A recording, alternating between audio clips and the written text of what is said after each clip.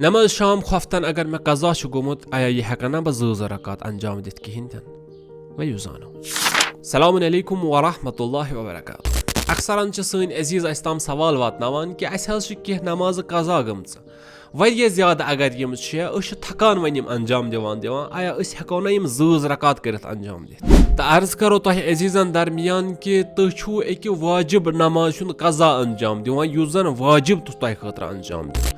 تہٕ اکھ واجب نماز اگر 4 رکعتی چھِ سُہ ہیکون نہٕ أسۍ 2 رکعت کٔرِتھ انجام دِتھ کہین تہِ بلکہ یم چھِ اسہِ تِتھے کٔنۍ یِتھ کٔنٮ۪تھ اسہِ یم قضا گٔمژٕ چھِ تِتھے کٔنۍ چھِ اسہِ یم انجام دِنۍ.